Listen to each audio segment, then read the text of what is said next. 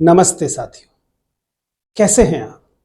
क्या आप जानते हैं कि जब आप कोई बातचीत करते हैं, जब आप किसी समूह को संबोधित करते हैं, तो शुरुआती 15 से 30 सेकंड ये तय करते हैं कि आपके श्रोता आपके हो गए हैं या खो गए हैं। और इसी तरीके से आखिरी 30 सेकंड भी समय है जिसमें तय होता है कि वो अभी तक आपके हैं या खो गए हैं।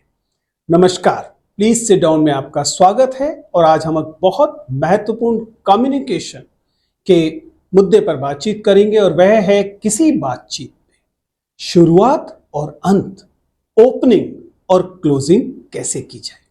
आपको मालूम ही होगा कि हम लोगों ने आपको यह आश्वासन दिया है, हमने वादा किया है कि मैं आपके लिए लेकर आऊंगा पब्लिक स्पीकिंग का एक पूरा कोर्स। हमने इस पे काम करना शुरू कर दिया है।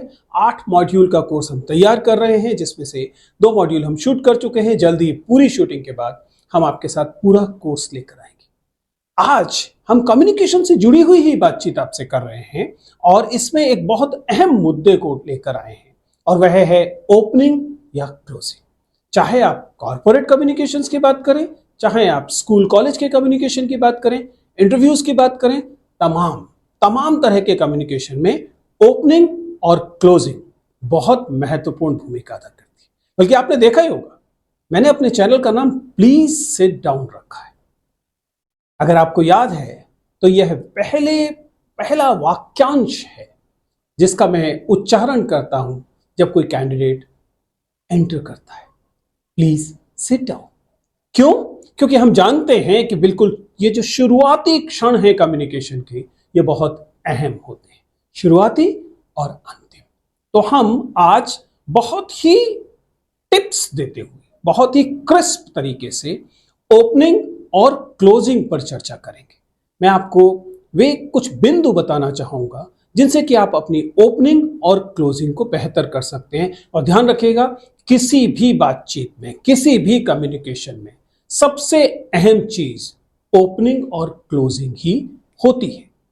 अगर आप ध्यान दें तो आप जानेंगे कि एक अच्छी ओपनिंग सुनिश्चित करती है कि श्रोता आपके साथ कनेक्टेड महसूस करे, आप उनके साथ जुड़ाव महसूस करते हैं, वो आपके साथ जुड़ाव महसूस करते हैं और उसके बाद वे तैयार होते हैं कि आपके पूरे संदेश को सुनेंगे। लेकिन वीडियोस के आ जाने के बाद, शॉर्ट्स के आ जाने के बाद अब यह शुरुआती 15 से 30 सेकंड में तय हो जाता है कि वो आपको स्वाइप कर देंगे या आपकी बात को सुनेंगे। किसी भी वीडियो में आप जानते हैं कि शुरुआती 15 से 30 सेकंड में वीडियो को निरस्त कर देना, वीडियो को खारिज कर देने की जो घटना है वो सबसे ज्यादा होती है। तो इससे ये तय होता है कि ओपनिंग बहुत महत्वपूर्ण है। मैं बहुत समय नहीं लूंगा, मैं सीधा सीधा आपको ये बताने की कोशिश करूंगा कि ओपनिंग और क्लोजिंग की क्या तकनीकें आप अपना सकते हैं, ताकि आप श्रोताओं से, ये श्रोता एक व्यक्ति हो सकता है जिसके साथ आप बातचीत कर रहे हैं, जिसके साथ आप रिलेशनशिप में जाना चाहते हैं, जिसे आप इंप्रेस करना चाहते हैं, जिसके साथ आप दोस्ती बनाना चाहते हैं, या उसको अपनी कोई चीज बेचना चाहते हैं, किसी बात के लिए उसे परसुएड, राजी करना चाहते हैं, या फिर एक सामान्य फ्रूटफुल बातचीत ही करना चाहते हैं। इन सभी के लिए आपको शुरुआती अच्छा इंप्रेशन देना होगा। और जैसा मैंने बताया कि दुर्भाग्य से सोशल मीडिया के समय में लोगों का अटेंशन स्पैन इतना कम है कि वे आपके बारे में राय बहुत जल्दी बनाते हैं।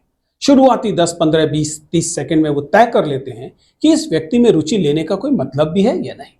तो आप कैसे शुरू करें अपने औपचारिक संप्रेषणों को कि वे जो श्रोता हैं वो आपका ध्यान दें। आमतौर पर 3 साधारण सी पद्धतियां बताई जाती हैं। ध्यान रखिएगा, आप अपनी बात को सीधा संदेश के रूखे पक्ष से शुरू नहीं कर सकते। तो किससे करें? तो इसके लिए जो चीज बताई जाती है उसमें सबसे पहले मैं कुल मिला के 3 चीजें बताऊंगा, 3 तकनीकें बताऊंगा ओपनिंग की। और भी बहुत सारी तकनीकें, लेकिन ये 3 सबसे सरल और स्वीकार्य तकनीक है। पहली तकनीक, start with the story. Story telling एक शानदार चीज है। स्टोरी का मतलब मैं पहले भी बता चुका हूं, पिछले वीडियोस में भी बताया कि जब हम स्टोरी कहते हैं तो इसका मतलब एक राजा एक रानी वाली पूरी कहानी नहीं होता है। इसका मतलब होता है अपने जीवन से जुड़ी हुई कोई बात, एक ऐसा कोई कथानक, ऐसी कोई कथा जिसमें कुछ पात्र हों, जिसमें कुछ घटनाएं हों, जिससे कि श्रोता उसके साथ एक तरह का जुड़ाव महसूस करे। मतलब मैंने बातचीत करते हुए आपको एक स्टोरी का छोटा हिस्सा बताया, ये बताते हुए कि मैंने अपने चैनल का नाम प्लीज सिट डाउन क्यों रखा। इसमें पात्र कौन है? मैं हूं। घटना क्या है? एक चैनल का नाम रखना। और इससे चूंकि आप उस चैनल को देखते हैं, इसलिए आप उसके साथ थोड़ा सा कनेक्ट महसूस करेंगे। तो you can start with a story. लेकिन ये स्टोरी कैसी होनी चाहिए? ये रिलेटेबल स्टोरी होनी चाहिए। ये कैसी स्टोरी होनी चाहिए? जिस स्टोरी के साथ आपके श्रोता आपसे जुड़ाव महसूस करें। जुड़ाव पैदा करने की शुरुआत स्टोरी से हो सकती है। तो पहली तकनीक क्या हुई? स्टोरी। जैसा मैंने बताया, स्टार्टिंग के लिए, शुरुआत करने के लिए, ओपनिंग के लिए मैं कुल मिलाकर तीन तकनीकें बताने वाला हूं। और पहला, जैसा मैंने कहा, स्टोरी है। स्टोरी की शुरुआत बहुत शानदार मानी जाती है, बशर्ते आप उसे अपने ऑडियंस के साथ जुड़ाव पैदा करने के लिए इस्तेमाल कर सकें। दूसरी बहुत साधारण सी चीज है जिसे हम कहते हैं कोट, उद्धरण देना। जब हम उद्धरण कह रहे हैं तो यह उद्धरण वैसा ही अकादमिक उद्धरण नहीं है जिसमें कि आप कोटेशन मार्क लगाते हैं और शुरू करते हैं और क्लोज करते हैं। मसलन आपको याद होगा कि इस वीडियो की शुरुआत मैंने इस कोट से की कि आप पहले 15 से 30 सेकंड में अपने श्रोता को पा लेते हैं या खो देते हैं। यू गेट और lose your audience in initial 30 second, 15 second. ये क्या है? ये एक कोट है, कम्युनिकेशन का कोट है।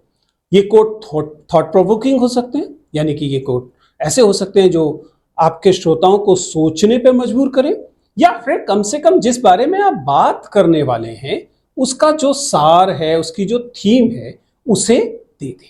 इससे एक तरह का इमीडिएट कनेक्ट शुरू होता है। आप समझ पा रहे हैं शुरुआत में ये क्यों जरूरी है? आपको शायद याद आए कि इब्तिदाए इश्क रोता है क्या, आगे आगे देखिए होता है क्या। क्या है ये? एक छोटा सा शेर, एक छोटा सा कोट है जिसके साथ संभव है कि लगाव महसूस होगा श्रोताओं को और बातचीत आगे बढ़ेगी। खैर, तो पहली चीज स्टोरी, दूसरी चीज कोट। इसके बाद हम आते हैं तीसरी चीज। यह एक और क्यू है, इसे हम कहते हैं क्वेश्चन। बातचीत को शुरुआत करने के लिए आप बहुत सहजता से कोई ऐसा प्रोवोकेटिव सवाल, एक ऐसा सवाल जो कि आपके श्रोताओं को उद्वेलित करे, उनमें एक तरह की चुनौती दे, उन्हें एक तरीके से उत्साहित करे, ऐसा सवाल आप फेंक सकते हैं श्रोताओं की तरफ, और उससे उनको एक चुनौती मिलती है। वो एक सामान्य, जिसे हम कन्वेंशनल थिंकिंग कहते हैं, जो एक पारंपरिक सोच होती है, उससे भिन्न जिज्ञासा के साथ आपके साथ शामिल होने की कोशिश करते हैं। आपको याद है एक टूथपेस्ट का विज्ञापन जिसमें एक सवाल से शुरुआत की जाती है, क्या आपके टूथपेस्ट में नमक है? आपको ये एक सहज सा वाक्य लगेगा, लेकिन विज्ञापन की दुनिया बहुत सोच समझ कर चीजों को शुरू करती है। यह सवाल आपको उस विज्ञापन से जोड़े रखता है। आप जैसे ही इस विचित्र से सवाल को सुनते हैं, आप थोड़ी देर के लिए रुकते हैं कि ये क्या बात हुई, और यह सवाल फिर बाद में उनके मूल संदेश की तरफ जाता है। तो क्या आपके टूथपेस्ट में नमक है? यह एक अन्य तरीका है जिससे आप बातचीत को ब्रेक कर सकते हैं, जिसे हम ब्रेकिंग द आइस कहते हैं। यानी कि जो आपके और श्रोताओं के बीच शुरुआती हिचकिचाहट है, उसे दूर करने के लिए आप इस तीसरी चीज का इस्तेमाल कर सकते हैं, वो है सवाल। तो हमने बताया कहानी या कोटेशन या सवाल, आप इनसे शुरुआत कर सकते हैं। अन्य तकनीकें भी बहुत सारी हैं, लेकिन ये तीन सबसे सरल तकनीक हैं जिनसे कि आप अपनी बातचीत को शुरू कर सकते हैं, अपने प्रेजेंटेशन को शुरू कर सकते हैं, अपने सेल्स को शुरू कर सकते हैं, या आप अपनी सामान्य, जिसे हम इनफॉर्मल बातचीत कहते हैं, जिसे हम अनौपचारिक बातचीत कहते हैं, उसे भी शुरू कर सकते हैं। तो ये तीन तकनीकें मैंने आपको बताई शुरुआत की। लेकिन ऐसा नहीं है कि आपके वक्तव्य में केवल शुरुआत का ही महत्व है। आपने अच्छी शुरुआत दी और उसके बाद बहुत अच्छे तरीके से आपने अपने संदेश को भी दिया, 15 मिनट की बातचीत, 30 मिनट की बातचीत, पौने घंटे की बातचीत के बाद जब आप उसे खत्म करने लगे तो अचानक आपने अपने वक्तव्य को समाप्त किया और कहा धन्यवाद और मंच से नीचे उतर गए। ये ऐसा करना दरअसल इतने सारे परिश्रम को, इतनी सारी मेहनत को नष्ट कर देना है। जब हम किसी भी बातचीत को, संवाद को समाप्त करते हैं तो उसमें क्लोजिंग बहुत महत्वपूर्ण होती है। मुझे याद आता है कि जब सेल्स मैनेजमेंट की बात की जाती है तो उसमें स्पेनको टर्म का इस्तेमाल किया जाता है, जिसमें सस्पेक्टिंग, प्रोस्पेक्टिंग, नेगोशिएशन इत्यादि होते हैं, लेकिन अंत में वो पहुंचता है क्लोजिंग पर। क्लोजिंग बहुत इंपॉर्टेंट चीज है। एक सेल्समैन आपसे बातचीत करता है, आप उसके साथ तमाम संवाद करते हैं, आप लगभग खरीदने वाले हैं, उसके बाद अचानक सेल्समैन उठ के खड़ा हो जाए और कहे ठीक है सर सोच के बताइएगा, तो वो अपनी तमाम मेहनत पर पानी फेर रहा है। एक अच्छा सेल्समैन क्या करता है, जब बातचीत खत्म होती है तो उसके बाद वो आपसे ये पूछता नहीं है कि सर आप मेरा सामान खरीदेंगे या नहीं खरीदेंगे। वह इस पूर्व धारणा के साथ चलता है, या कम से कम ये दिखाता है कि आप उसे खरीदेंगे तो है ही। वह पूछना चाहेगा या शायद इस तरह से क्लोज करेगा कि सर आप चेक से पे करेंगे या कैश, आप कार्ड से पे करेंगे या कैश, सर आप नीले रंग वाला चीज लेंगे या सफेद रंग वाली। क्या बातचीत हो रही है? ये सवाल है। ये सवाल कैसे सवाल है? ये क्लिंची क्वेश्चंस है। ये श्रोताओं को यह मौका नहीं दे रहे कि वो नकार दे। खैर एनीवे, जब आप बातचीत कर रहे हैं तो बातचीत में क्लोजिंग इंपॉर्टेंट है, यह बताने के लिए मैं आपको यह उदाहरण दे रहा हूं।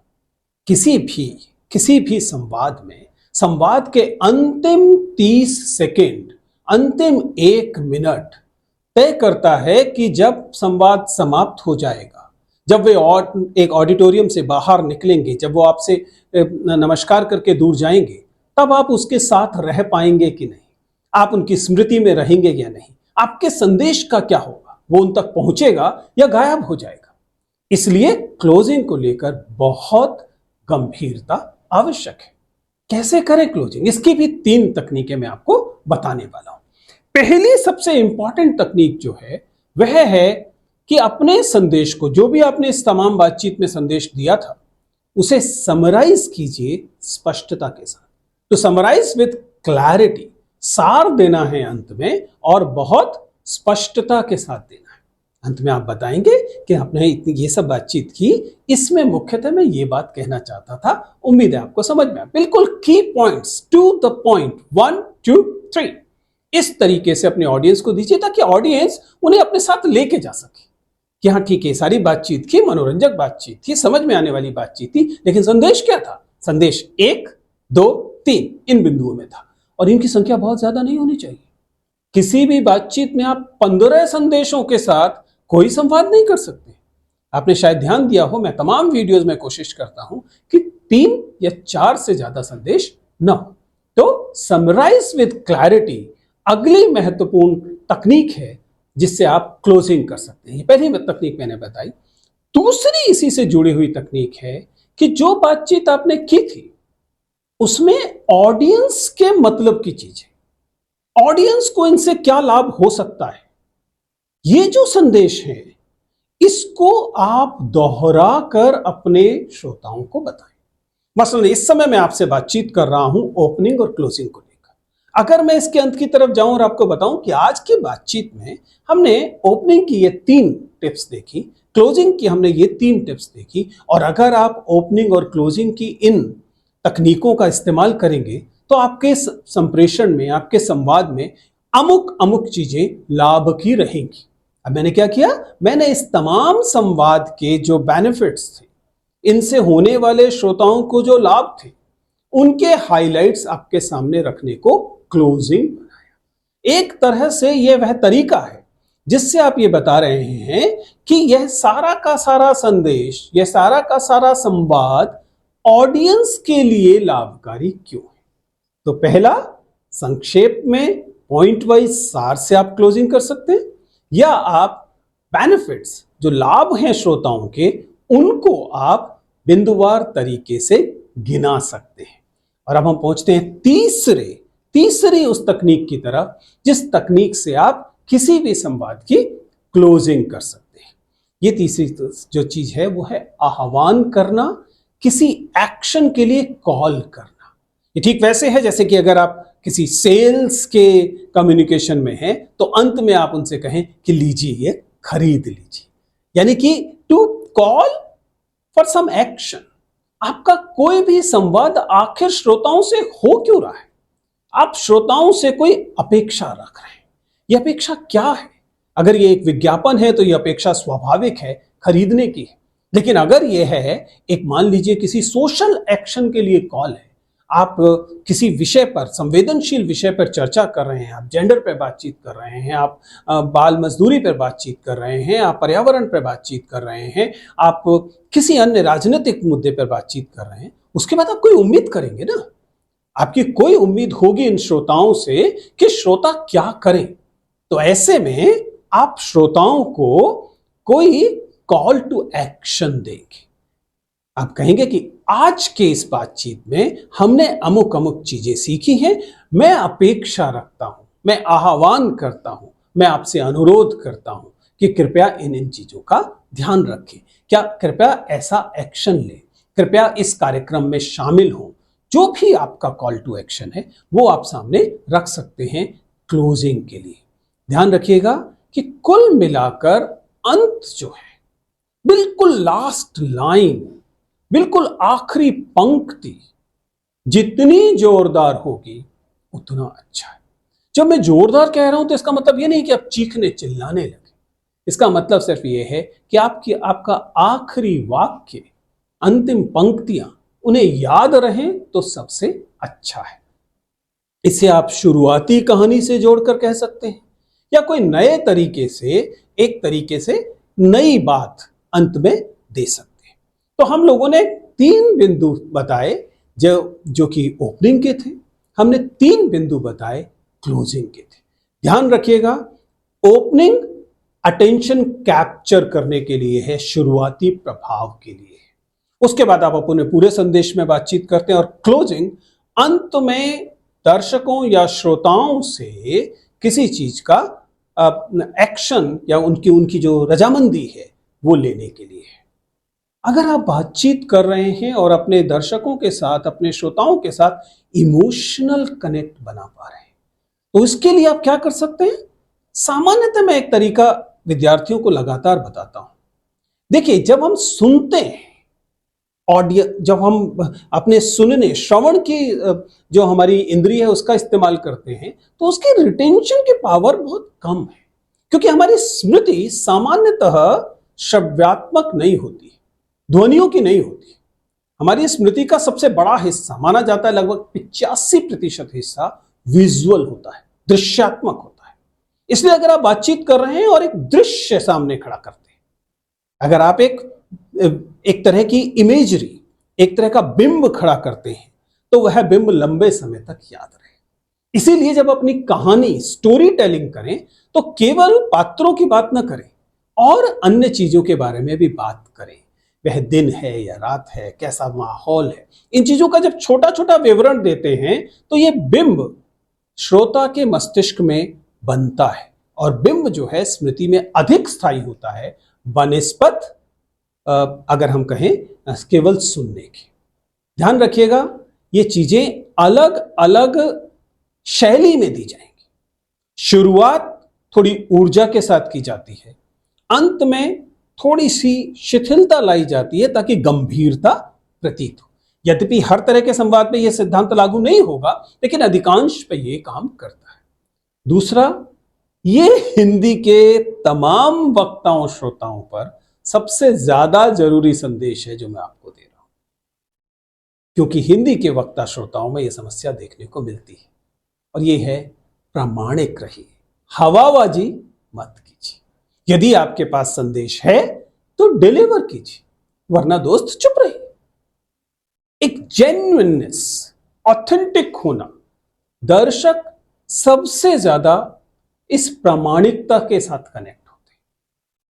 आखिरी संदेश, ये सब हासिल करें कैसे? कि सर आपने ये सब तकनीकें बता दी क्या करना है, लेकिन जब सामने बातचीत होती है, जिस लड़की से बात करना चाहता हूं या जिस लड़के से बात करना चाहती हूं, जब वो सामने होता है तब तो मुंह से कुछ निकलता ही नहीं। इसे हम हैंडल करेंगे अपने पब्लिक स्पीकिंग के वर्कशॉप में, पब्लिक स्पीकिंग के कोर्स में। लेकिन एक सामान्य सा, एक छोटा सा सुझाव है, प्रैक्टिस प्रैक्टिस प्रैक्टिस। अपनी बातचीत की को लेकर अभ्यास कीजिए। जैसे आप लिखने का अभ्यास करते हैं वैसे ही बोलने का भी अभ्यास कीजिए। इससे कुल मिलाकर आपका जो आत्मविश्वास है वह बढ़ेगा। तो इस तरीके से आज के इस वीडियो में हमने ओपनिंग और क्लोजिंग का महत्व समझा, ओपनिंग की 3, क्लोजिंग की 4 तकनीकें बताई और उन्हें हासिल करने के कुछ तरीके बताए। मैं आपसे फिर से अनुरोध कर रहा हूं, अपने फोन का इस्तेमाल केवल और केवल रील्स देखने के लिए मत कीजिए। हमेशा उसके कंज्यूमर मत बनिए, कभी कभी उसके प्रोड्यूसर भी बनिए। अपने कैमरे को सामने रखिए, फ्रंट कैमरे को, और उससे बात कीजिए, रिकॉर्ड कीजिए, उसे फिर खुद सुनिए। देखिए कि क्या आपके वक्तव्य की ओपनिंग सही जा रही है, क्या क्लोजिंग सही जा रही है, क्या आप प्रसन्न हैं इस बात से, ऐसे और दोहरा सकते हैं और प्रैक्टिस कर सकते हैं और बेहतर बना सकते हैं। शुरुआत में आपको ये ऑकवर्ड लगेगा कि मैं क्या कर रहा हूं, मैं अपने ही कैमरे से बात कर रहा हूं, लेकिन कुछ समय बाद आप पाएंगे कि उसका लाभ आपको होगा। मैं उम्मीद करता हूं कि ओपनिंग और क्लोजिंग की इन टेक्निक्स को आपने ध्यान से सुना होगा और आई एम श्योर कि some of it will be useful for you. आपने मेरा पूरा वक्तव्य सुना, इसके लिए बहुत बहुत शुक्रिया। देखते रहिए इस चैनल को। Please sit down.